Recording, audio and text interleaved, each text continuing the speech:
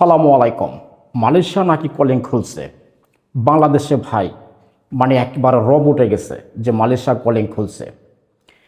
গত 2 দিন আগে আমার এক আত্মীয় আমারে ফোন দিয়ে বলতেছে যে মালয়েশিয়া তো কলিং অলরেডি খুলে গেছে, যে দালালে বলছে তাকে নাকি মেডিকেল করাবে এই বৃহস্পতিবারের দিকে। তো বাংলাদেশের বুয়েসেল কি বলে আপনাদেরকে একটু শুনে নিয়ে আসি, চলেন। এখানে বুয়েসেল বলতেছে বা মালয়েশিয়া গমনোচ্ছব কর্মীদের জন্য সতর্কীকরণ বিজ্ঞপ্তি। মালয়েশিয়া নিয়মিত শ্রম বাজার এখনও খোলেনি।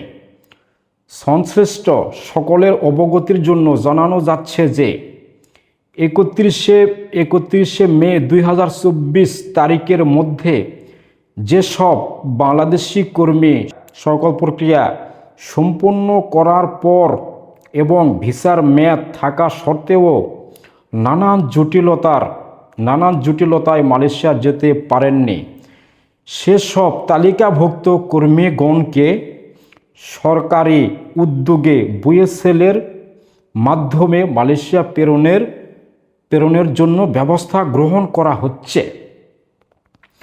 এটি একটি বিশেষ উদ্যোগ। গত বছরে যেতে না পারা কেবলমাত্র 7,873 জন তালিকাভুক্ত কর্মীর জন্য এ প্রক্রিয়া প্রযোজ্য। এ বিষয়ে যে কোনো প্রকার বিভ্রান্তি এড়ানোর জন্য জনসাধারণকে সতর্ক করা হচ্ছে। মালয়েশিয়া শ্রম বাজার খুলে গেছে মর্মে কিছু অসাধু মহল বিভ্রান্তি ছড়িয়ে নিরীহ কর্মীদের কাছ থেকে অর্থ আদায়ে লিপ্ত হচ্ছে। যেখানে বাংলাদেশের সরকারি একটি প্রতিষ্ঠান একটা পোস্ট করেছে যে মালয়েশিয়া শ্রম বাজার এখনো পর্যন্ত খোলেনি, সেখানে বাংলাদেশের ভিতরে এজেন্টরা কিভাবে কর্মীগণদের কাছ থেকে পাসপোর্ট বা টাকা নিচ্ছে বা তাদেরকে আশ্বাস দিচ্ছে যে তাদের মেডিকেল হবে সামনের সপ্তাহ কিংবা 2 সপ্তাহ পরে কিংবা 1 সপ্তাহ পরে কিংবা 4 দিন পরে তোমার মেডিকেল, কিভাবে সম্ভব? মাথায় তো কাজ করে না। অথচ মালয়েশিয়া কিন্তু বাংলাদেশের কলিং বিষয়ে কিন্তু কোনো আলোচনা নেই, শুধু আমাদের বাংলাদেশেই কিন্তু কলিংয়ের গুঞ্জন শুরু হয়ে গিয়েছে।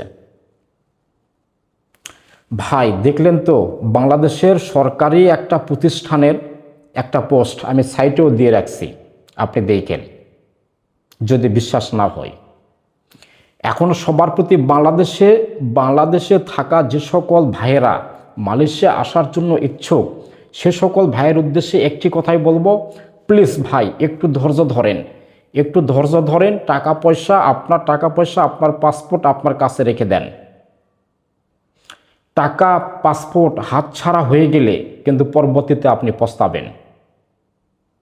কথায় যদি কোনো যুক্তি থাকে অবশ্যই কমেন্ট করে জানাবেন, আর যদিও আমার কথায় কোনো ভুলভ্রান্তি হয়ে থাকে অবশ্যই ক্ষমার দৃষ্টিতে দেখবেন।